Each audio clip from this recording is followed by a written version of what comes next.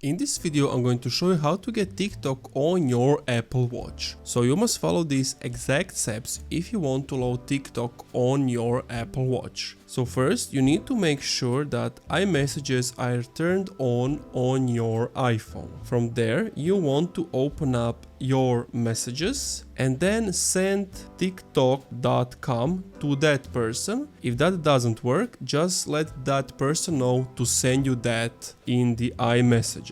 Then you want to go on your Apple Watch and then go to the images. From your images, click on that message. As you can see, this is the link and you want to click on that and it's going to actually open up TikTok on your Apple Watch, as you can see. Now let's accept this, and as you can see, I can scroll through the TikToks. I can even go to discovery, do whatever. Now it does want to open the TikTok sometimes on the Apple Watch, but it just can't. But this works kinda okay. I mean, it doesn't always load the videos as you were able to see. Like sometimes it just doesn't load, or it does load, or the video is just stable. But yeah, there is a way. Thank you for watching this video. If you enjoyed, leave a like, comment, subscribe.